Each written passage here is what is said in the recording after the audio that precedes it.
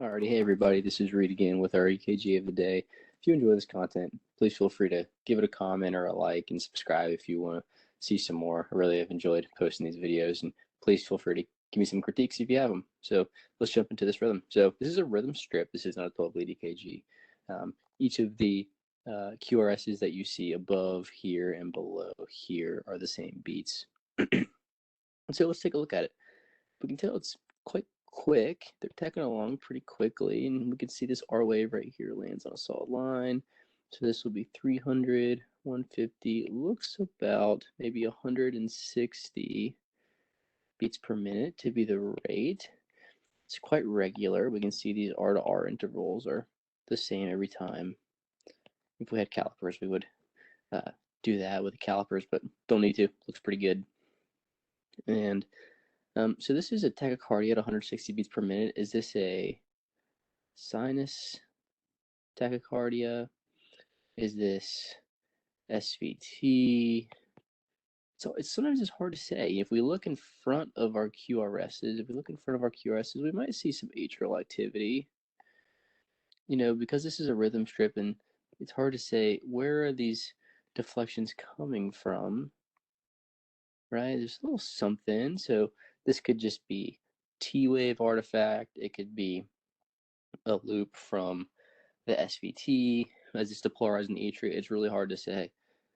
So at this point, what's interesting is this is kind of more of a case base, and I want to just talk to you about if we did treat this with a certain medication, how could its response, give us information to what the rhythm is. And so in this case, the clinician who was in charge of this patient said, okay, I'm going to treat this as its SVT, and a common treatment for SVT is adenosine. Adenosine, remember, is a potent AV node blocking agent. And so in SVT, that would terminate SVT by blocking the AV node, which we know is implicated typically and commonly in supraventricular tachycardias. And so we know that this would only work for SVT. Adenosine would only work for SVT. It wouldn't work for, say, a sinus tachycardia because the sinus node is what's driving this rhythm. It wouldn't work for an atrial tachycardia. It wouldn't work for AFib. It wouldn't work for aflutter.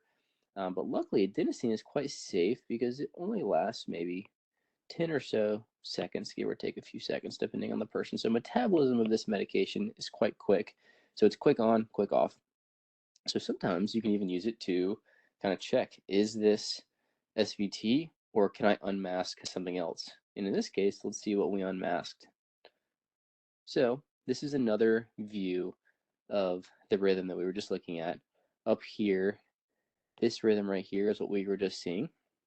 And as you can follow it along down here, this is just a continuation of that rhythm. We see we've still got our narrow QRSs here. And then right around here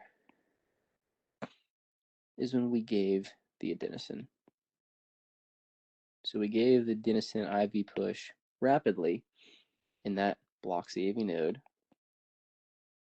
So if this is a SVT of some sort, like an AV nodal reentry tachycardia or AV reentry tachycardia, we would see a flat line that would look like this. It would be a flat line, and then our rhythm would resume. After the adenosine wears off, and it would be a sinus rhythm that would resume. However, look what happens. We give the adenosine right here, and all of a sudden, we've got these sawtooth pattern waves.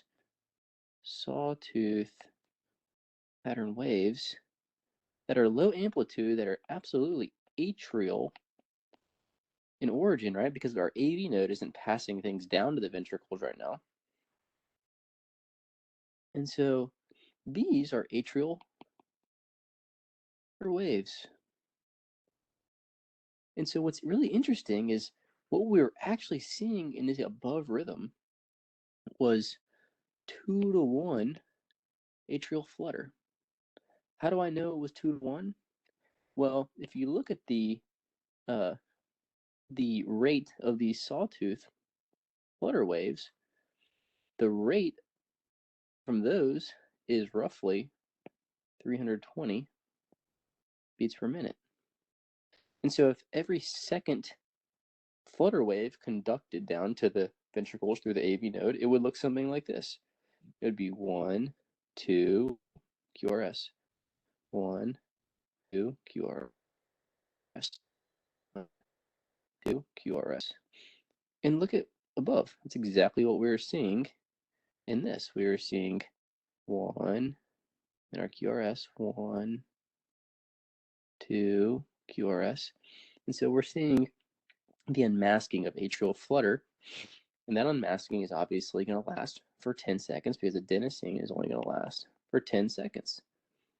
Well, in that 10 seconds, this is what we're seeing. We're seeing these flat sawtooth waves. And let's continue down to our third strip, our flat sawtooth waves. And then what are we seeing? We're seeing these kind of potentially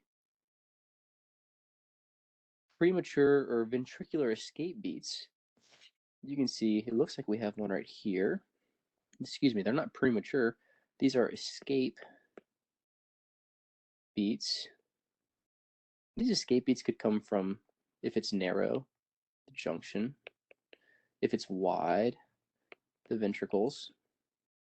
That's going to keep us alive. But as this 10 seconds goes on, we're going to see we continue to kind of have just that sawtooth pattern because this person has atrial flutter.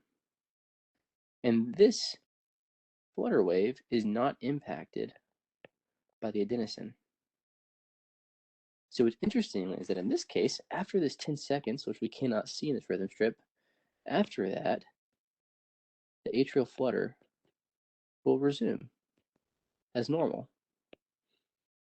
And then what this person ended up getting was they were given some diltiazem, or a calcium channel blocker, that effectively slows down AV conduction so that instead of a 2-to-1 conduction, it can be maybe a 3-to-1 or 4-to-1, which is a little bit slower and a little bit more physiologic for the heart. Because we know that rapid ventricular responses doesn't give the ventricles time to fill, so you can get a little lightheaded. And so ultimately, this person got some diltiazem to slow their rate down, and then they were later cardioverted, and they did quite well. So great case on adenosine and how it can be used. Hope it was helpful. Have a great day.